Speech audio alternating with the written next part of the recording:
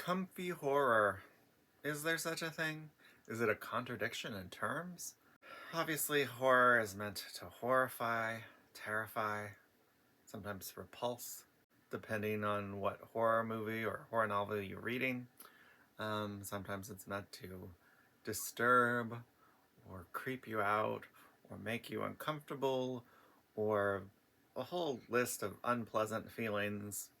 And comfy is meant to do pretty much the opposite of all those things. So, what's the deal? Is there comfy horror? I'm going to argue, of course, there's comfy horror. So, fill up your horror themed mug with tea or hot cocoa and relax and enjoy a pleasant talk about pleasant horror. When making fiction, normally the goal is to create conflict and tension that builds to a climax and then resolves. An author or creator wants to up the stakes as much as possible so the intensity gets almost unbearable by the time it reaches its climax. This works for fantasy or science fiction or really any genre, including horror. But if you have different goals, you can switch that up for a comfy read. A good example is Legends and Lattes. It's about an orc who wants to give up adventuring and killing monsters and start a coffee shop. So by just changing the stakes of the story, it helps to shift it to a comfy feeling.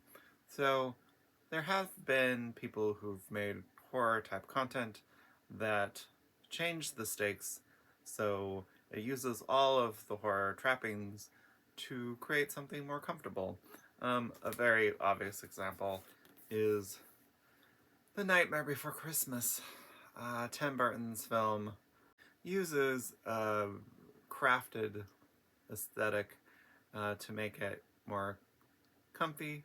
So the stop motion toy look definitely cuts down on the horror of some of its imagery, but also the characters themselves are kind-hearted even if they don't have the same morality as human beings. So they're still trying to do their best and contribute to society. Yeah, Tim Burton has made quite a few films that capitalize on his artistic aesthetic, and that often creates comforting films that otherwise probably wouldn't be. A good example is Sleepy Hollow. It uses the same sort of aesthetic, but live action and on sound stages, very purposely making the film have a more theatrical look to distance the audience from some of the horrific nature of the film, making the content more digestible and pleasant to experience than something that's more realistic and trying to get under your skin. But an artist does not need to purposely make comfy horror to make comfy horror. One of the things that this has to do with familiarity with the movie or book that you're reading, or a nostalgia. If horror movies from your childhood that was horrifying when you saw it back then can often be comforting now. So a lot of 80s horror for a lot of horror fans are comfort watches at this point. I would say that there's some extreme horror that resists sort of ever being comforting, but a lot of mainstream horror is comfort watches at this point for most people who've seen them lots of times. Anyone who watches lots of horror gets desensitized to the violence and the things that happens in them. And part of the point of horror is that it creates a safe space for you to experience horrific things. So, ironically, a part of what horror is about is comforting you, even though it's discomforting you at the same time. So there's quite a few slashers that are very popular from the 80s that are definitely comfort food for anyone who watches horror, partly because everything about them is very predictable, and predictability is part of what makes something comfortable. You don't read Legends and Lattes expecting the end to be a horrific downer. You expect things to have a happy ending, and you're rewarded for those expectations. That's a key part of comfort.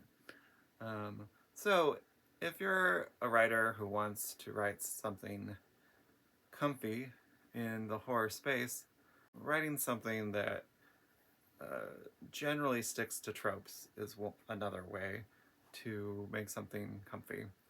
The final way is this concept of there's horror and then there's, or frightening things and then there's spooky things. It's very easy to use the trappings of horror in a way that's more spooky than horrifying. It's still horror stuff, but like witches and ghosts and bats and a lot of the classic movie monsters at this point are old hat, so it's easy to use them in the context where they aren't really that scary, but they still have like a spooky edge to make something still fun. If you're looking for comfort reads, Something Wicked This Way Comes is a spooky read that is probably not going to horrify you, but it's still definitely a horror novel.